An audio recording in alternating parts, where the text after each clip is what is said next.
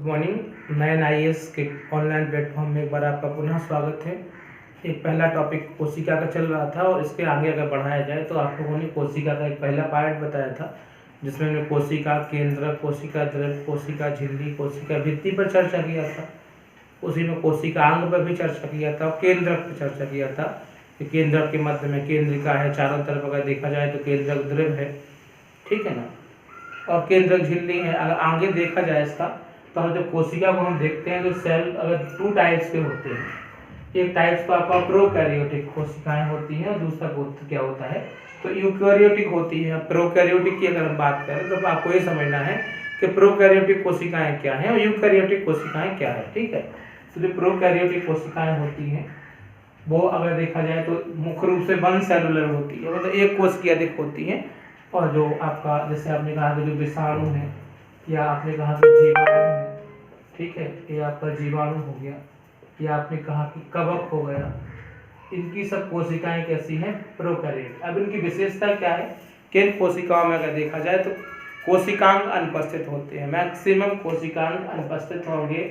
ऐसी कोशिकाएं कैसी हैं, अनमैच्योर हैं, यानी कि प्रोकैरियोटिक होते हैं, ठीक है ना। दूसरी बात आपने कहा यूकैरियोटिक कौन सी है, तो आपने कहा कि सर जो जंतु कोशिकाएं हैं इनके अंतर्गत जो है क्या आ जाएगा आपका यूकैरियोटिक कोशिकाएं आ जाएगा, ठीक है ना। प्रोकैरियोटिक मतलब प्री मैच्योर, आपका मैच्योरिटी नहीं है, और यू से आप एडल्ट लगा लो, कंप्लीट कोशिका है, सारे कोशिकांग उसमें बन गए हैं, ठीक है।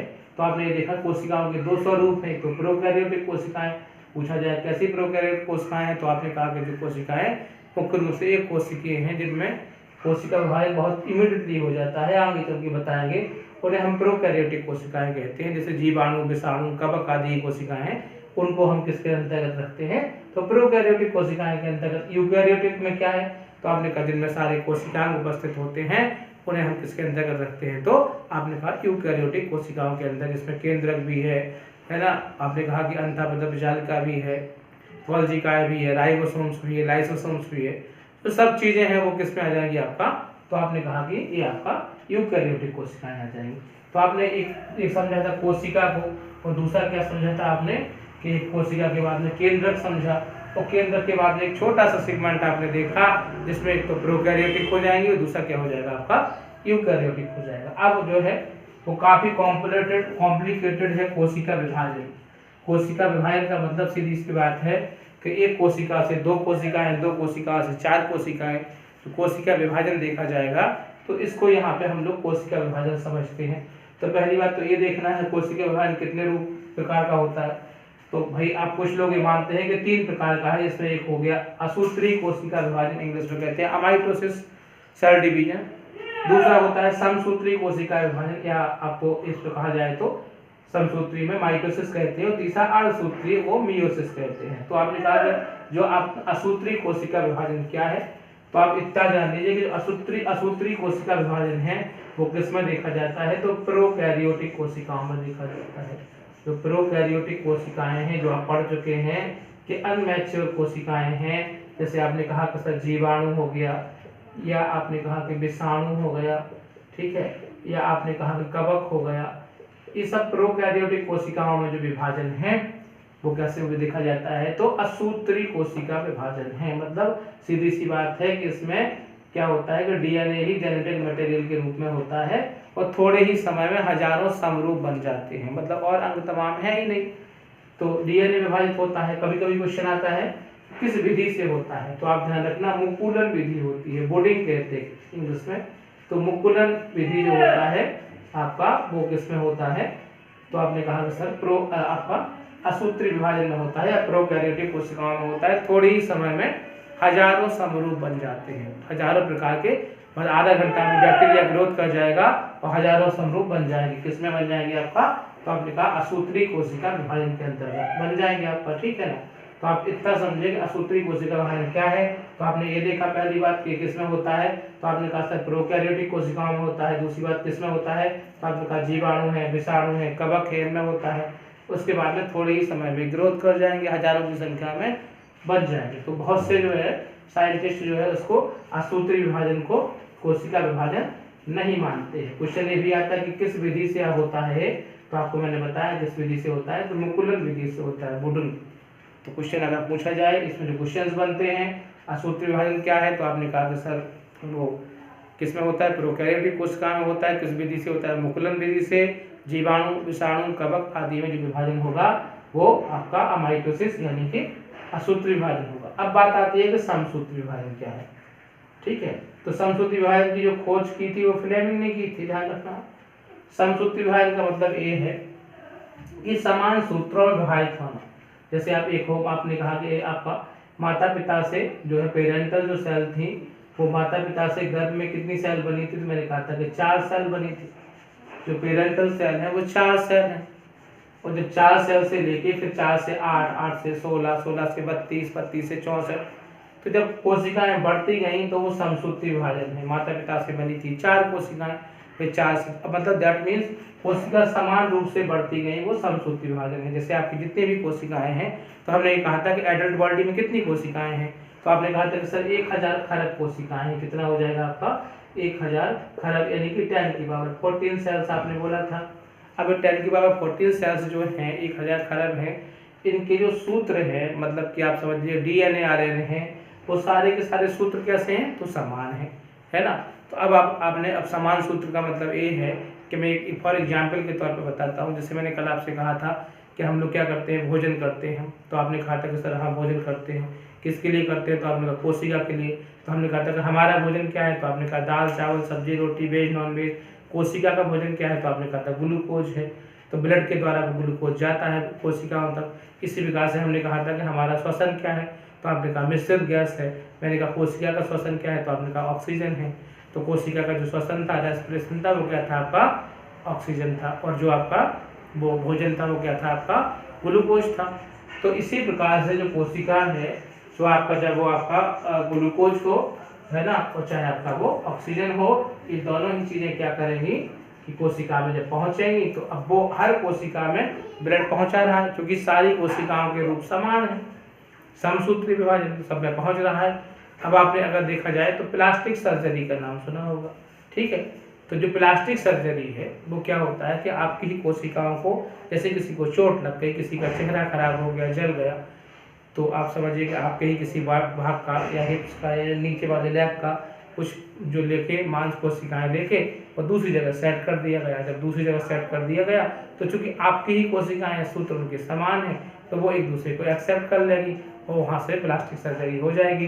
अब करने वाला सर्जन सही होना चाहिए, लेकिन ऐसा नहीं हो सकता। आपने कहा हमें सुंदर दिखना है, तो आपने कहा यहाँ का जो है जो आपका तब जो आप कोशिकाएं यहाँ पर शिफ्ट कर ली तब भी ठीक है, लेकिन अमिताभ बच्चन चाहे कि हम किसी दूसरे की कोशिकाओं को शिफ्ट करा दें, वो तो बहुत रिच है, हीरो हीरोइन बना बहुत रिच होते हैं, ऐसा नहीं हो सकता है। किसी दूसरे की कोशिकाओं के सूत्र दूसरे होते हैं, आपकी कोशिकाओं के सूत्र आपके होते हैं। तो आप प्लास्टिक सर्जरी का मतलब ये होता है कि आपकी बॉडी से ही कोशिकाएं निकाल के अन्य किसी आपकी बॉडी में ही शिफ्ट करना। अगर दूसरी की बॉडी से किया जाएगा तो उसमें ब्लड की सप्लाई ठीक से नहीं हो पाएगी, हो भी गई मान लीजिए ब्लड की, तो उसमें पर्याप्त रूप से उसका प्रेशर नहीं होगा, पर्याप्त रूप से ग्लूकोज नहीं पहुंचेगा, पर्याप्त रूप से ऑक्सीजन नहीं पहुंचेगी। इसके बाद एंजाइम्स हैं, हार्मोन्स हैं, वो सारी कंडीशन में नहीं पहुंचेंगे, ब्लड कम पहुंचेगा, तो फिर ब्लैकिंग आ जाएगी, मतलब कालापन उसमें आने की संभावना बढ़ जाएगी, ठीक है ना। तो ये यहाँ पे हम लोगों ने देखा क्या कि जो कोशिका विभाजन में हमने कहा समान समसूत्री विभाजन में जो समान सूत्रों में विभाजन होगा उसे हम लोग क्या कहते हैं, तो आपने कहा समसूत्री कोशिका विभाजन कहते हैं। तो आपको यही आता है कि समान सूत्र में विभाजन होना। अब समसूत्री के 5 भाग हैं देखा जाए तो, वैसे इनकी आपको जरूरत नहीं है, लेकिन फिर भी कभी कभी पूछ ले मान लीजिए। तो पहला कंडीशन होता है इंटरफेज होता है, दूसरा प्रोफेज है, तीसरा मेटाफेज है, चौथा है एनाफेज, और उसके बाद में टेलोफेज, उसके बाद में साइटोकाइनेसिस है, ठीक है ना। तो जो समसूत्री विभाजन के 5 जो रूप हैं वो आपका इंटरफेज आ जाएगा, बिल्कुल विस्तारावस्था कहा जाता है, फिर प्रोफेज है, फिर मेटाफेज है, फिर एनाफेज है, फिर टेलोफेज है, फिर साइटोकाइनेसिस है ना। इस पर हम लोग चर्चा जब करेंगे जब आपको टेक्नोलॉजी बायोटेक्नोलॉजी पढ़ाएंगे उस समय काम आएगा। यूपीएससी लेवल में क्वेश्चंस पूछा जाता है, बाकी कहीं क्वेश्चन नहीं पूछा जाता है। इसके बाद में जो तीसरा आप देखा तो जो विभाजन आया वो अर्धसूत्री विभाजन आया, तो उसकी खोज की थी बीचमैन ने, ठीक है ना। फार्मर मूर ने इसका नाम दिया था। और जो अर्धसूत्री विभाजन का मतलब सीधी सी बात यह है कि ये विभाजन केवल जनन कोशिकाओं में होता है। अब जनन कोशिका का मतलब सीधी सी बात यह है कि माता पिता से क्या हो जाना, बच्चे का जन्म होना, तो जनन कोशिकाएं। अब आपने कहा ये देखा जैसे माता है और यहाँ पे पिता, ठीक है। तो आपने कहा कि सर माता में ओवा है, अंडाणु, और पिता में क्या है, तो आपने कहा सर शुक्राणु है, स्पर्म है, ठीक है ना। अब जो मदर है, अंडाणु रहता कहाँ है, तो मदर के अंदर ओवरी होती है, ठीक है ना। तो मदर के अंदर जो होती है तो क्या होती है, ओवरी होती है। ओवरियां दो होती हैं और इनसे फैलोपियन ट्यूब लगे होते हैं, और एक होता है गर्भाशय। तो अंडाशय अलग होता है, ठीक है ना, और इसके बाद में गर्भाशय अलग होता है। गर्भाशय को इंग्लिश में कहते हैं यूट्रस। एक हो गया गर्भाशय, एक हो गया आपका अंडाशय, तो बीच में जो दोनों को जोड़ना था, तो अगर देखा जाए तो इसे फैलोपियन ट्यूब कहते हैं, फैलोपियन ट्यूब, है ना। तो जो ओवरी है उसमें जो उत्पन्न होता है, आपने कहा था कि मानव शरीर की सबसे बड़ी कोशिका कौन सी है, तो आपने कहा था कि सर अंडाणु है माता का, और सबसे छोटा तो शुक्राणु था। तो इसी प्रकार से जो मानव शरीर का स्ट्रक्चर है, वो अगर माता में देखा जाए तो दो ओवरियां होती है बॉडी के अंदर, फैलोपियन है ना, गर्भ नली होती है। तो इसके बाद में यूट्रस होता है, गर्भाशय लगभग 50 ग्राम का यूट्रस होता है। इसके बाद में जो पिता है तो उसमें स्पर्म होगा, और स्पर्म अगर देखा जाए तो टेस्टिस, वृषण जो शरीर से बाहर होते हैं, उसमें शुक्राणु का जन्म होता है। तो जब शुक्राणु अंडाणु मिलेंगे तो मिलते कहाँ पे, क्वेश्चन आता है, तो फैलोपियन ट्यूब में मिलते हैं। अंडाणु और शुक्राणु फैलोपियन ट्यूब में मिलेंगे। जब फैलोपियन ट्यूब में मिलेंगे तो जाइगोट बनेगा। क्या बनेगा, आपने कहा कि जाइगोट बनेगा, ठीक है ना। तो जब ये जाइगोट बन गया तो ये जाइगोट पे धीरे धीरे चल के और गर्भाशय में पहुंचेगा, लगभग 1 से 2 दिन में गर्भाशय में पहुंच जाएगा। अब जब ये जाइगोट बना था तो उसमें आधी कोशिकाएं माता की, आधी कोशिकाएं पिता की, सिंपल सी बात है, मतलब सिंपली आधे गुणसूत्र माता के, आधे गुणसूत्र पिता के।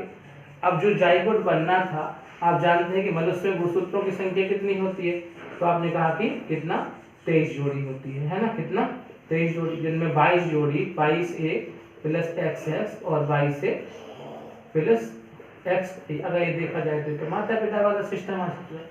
तो आपने कहा सर कुल मिला के 23 जोड़ी होती है, जिसमें से मैंने बताया कि जो 22 जोड़ी गुणसूत्र हैं वो माता और पिता के समान होते हैं, ऑटोसोम्स कहलाते हैं। 23 जोड़ी गुणसूत्र माता में क्या होते हैं, XX होते हैं, पिता में XY होते हैं, ठीक है ना।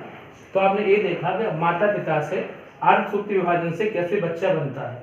तो जो अर्धसूत्री विभाजन को इंग्लिश में कहते हैं मियोसिस, ध्यान रखना।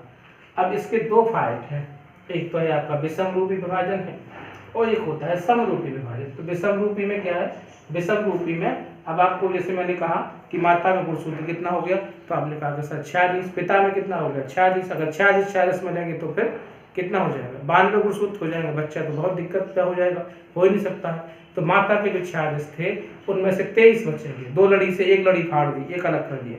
पिता के थे वो भी 46 से 2 लड़ी कर दी। अब माता की 1 लड़ी और पिता की 1 लड़ी दोनों मिल जाएंगे, और जब दोनों मिल जाएंगे तो यहाँ पे नए बच्चे का जन्म होगा, उसमें नए गुणसूत्र आ जाएंगे। इसलिए उनको ये पहली अवस्था जो है अर्धसूत्री की, मियोसिस की, वो विषम रूपी विभाजन, विषम जैसे नाम दिया गया कि एक सम नहीं है, विषम का मतलब आधे माता आधे पिता, दोनों विषम है ना, तो आधे माता आधे पिता विषम हो गया। दूसरी बात, एक कम हो रहे हैं तो इसे न्यूनकारी विभाजन भी कहा जाता है, जो कम होते हैं उसे न्यूनकारी। दूसरी बात, 2 लड़ी नहीं है तो अगुणित है, द्विगुणित तो बाद में होगा, इधर यहाँ पे अगुणित है, 2 लड़ियां अलग अलग कर दी, 46 में से 23 माता के अलग कर दिए, 23 पिता के अलग कर दिए। अब माता वाला अगर देखा जाए X वाला है तो क्या हो जाएगा, लड़की हो जाएगी, और दूसरा भी X है तो कोई दिक्कत नहीं माता की, लेकिन पिता वाला X वाला है तो लड़की होगी, और Y वाला होगा तो लड़का हो जाएगा। तो आधे आधे गुणसूत्र यहाँ पे मिल जाएंगे, ठीक है ना। अब यहाँ पे 2 अवस्थाएं हैं, जैसे एक विषम रूपी मतलब आधे गुणसूत्र माता के मिलेंगे, आधे गुणसूत्र पिता के मिलेंगे। ह्रास विभाजन भी कहा जाता है इसे, ह्रास का मतलब कमी होना। अब जैसे यहाँ पे आपने देखा था कि प्रोफेज पहली अवस्था थी, इंटरफेज तो विश्राम अवस्था है। तो प्रोफेज वाली बात किया जाए तो उसमें 5 अवस्थाएं मिली हैं, जैसे कहते हैं लैप्टोटीन, जाइगोटीन, पैकेटीन, डिप्लोटीन और डाइकाइनेसिस कहलाती है। जो इसमें अगर देखा जाए तो पैकेटीन में दोनों जो लड़ियां मैंने बताई ना, तो दोनों अलग कर ली थी और दोनों लड़ियां जुड़ गई यहाँ पर, माता की और पिता की, मतलब पैक हो गया, इससे लगा लो आप, जैसे सामान पैक होता है ना, बस ये वो पैक हो गया बच्चा। क्रॉसिंग अगर कभी क्वेश्चन आता है प्री में वो भी आईएएस के लेवल पे, तो आपसे पूछा जाएगा क्रॉसिंग ओवर कहाँ पे होता है, क्रॉस करके दोनों से, तो क्रॉसिंग ओवर किस पे होगा, पैकेटिंग पे होगा। बाकी कभी यूपीएससी में पूछा गया है तो प्रोफेज की अवस्थाएं क्या है अर्धसूत्री विभाजन की, तो आपने कहा अर्धसूत्री विभाजन की जो अवस्थाएं हैं वो आपका लैक्टोटीन है, जाइगोटीन है, पैकेटीन है, डिप्लोटीन है और डाइकाइनेसिस है, 5 अवस्थाएं। अब यहाँ कम हो रही है, पहले अवस्था में विषम रूपी है, कम हो रही है। अभी इसका पहली अवस्था थी प्रोफेज, प्रोफेज के बाद में मेटाफेज वही अवस्था है ना, तो प्रोफेज फर्स्ट थी, मेटाफेज भी फर्स्ट हो जाएगा, एनाफेज भी फर्स्ट हो जाएगा और इसके बाद टेलोफेज भी फर्स्ट। अभी हम समझाएंगे का वीडियो आपको बना के, तो ये सब जो अवस्थाओं में क्या क्या होता है, गुणसूत्र क्या क्या करते हैं, 1 से 2 कोशिकाएं कैसे बन जाती। तो आपने ये देखा था कि जो हम अभी बताए थे आपको समसूत्री में, तो समसूत्री में कोई दिक्कत नहीं, जैसे हाथ है तो हाथ में हजारों कोशिकाएं रोज नष्ट होती हैं, हजारों बनती हैं, जो हजारों बनेंगी तो मतलब 1 से 2 बनेगी। 1 से 2 बनने का मतलब ये है कि आपका जो कोशिकाएं जितनी थी वो नई कोशिकाएं बढ़ रही, पुरानी कोशिकाएं घिसती जा रही है। यहाँ पे 1 से 2 बन रही हैं, ठीक है ना। अब दिक्कत वाली बात ये है कि यहाँ तो 1 से 2 बन रही है, अब माता पिता 2 से 1 बनना है, तो ये अर्धसूत्री विभाजन बहुत कॉम्प्लिकेटेड, जब समझोगे तब पता चलेगा।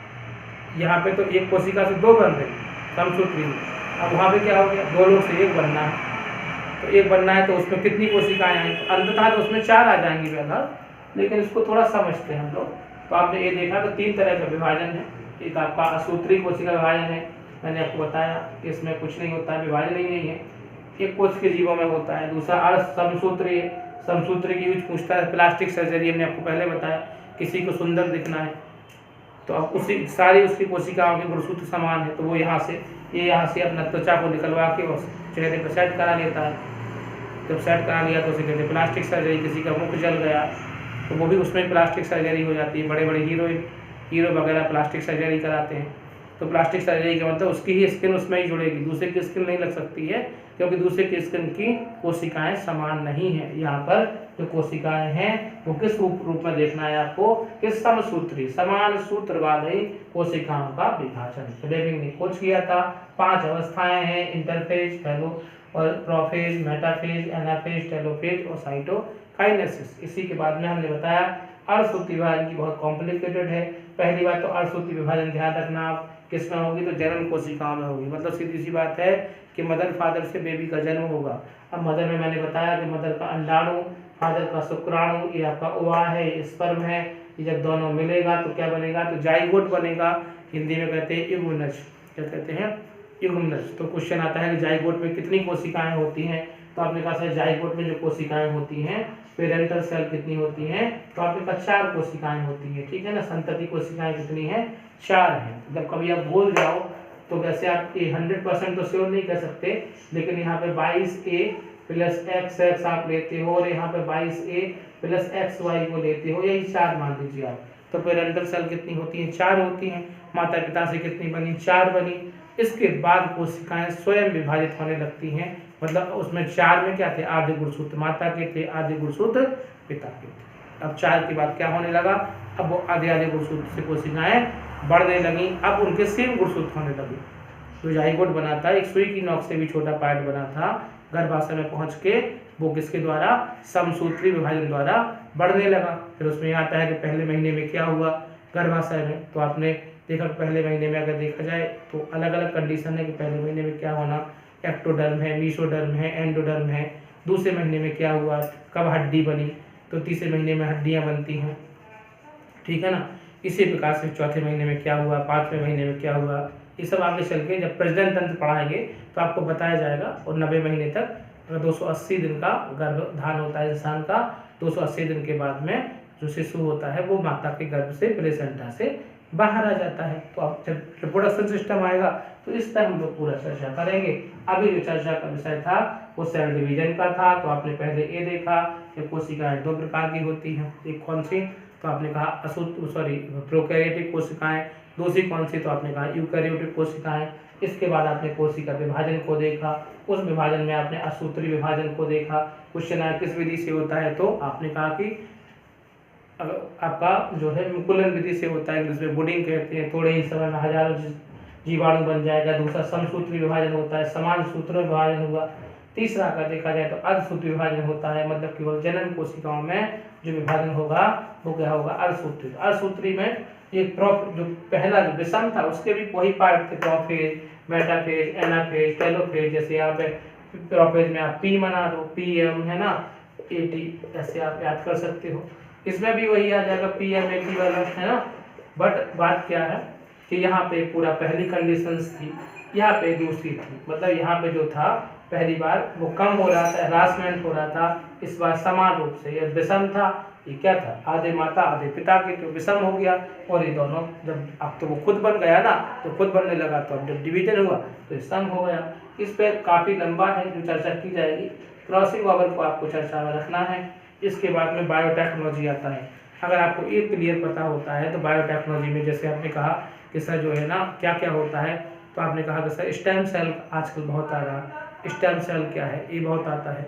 इसके बाद में आपने कहा 3 पेरेंट्स तकनीकी क्या है। तो जब अगर आपको क्या हो जाएगा यहाँ पे ये पता होगा कि मियोसिस क्या है, मतलब अर्धसूत्री विभाजन क्या है, तो आप अच्छे से जान जाओगे कि 3 माता पिता से बच्चा कैसे बनता है। पहले टेस्ट ट्यूब बेबी था, परखनल शिशु था, अब जो है ना वो 3 पेरेंट्स तकनीकी जो सिस्टम है तो उसको बताया जाएगा, IVF बताया जाएगा, क्लोनिंग बताएंगे, टेक्निकल में जो आपका क्लोनिंग है उसको बहुत अच्छे से बताने का प्रयास करेंगे, जो कि बायोटेक्नोलॉजी के सारे क्वेश्चंस यहाँ से निकलेंगे। तो चाहे वो क्लोनिंग हो या आपने कहा IVF हो या आपने कहा कि स्टेम सेल हो, इन सब पे जो है चर्चा विस्तृत रूप से करेंगे।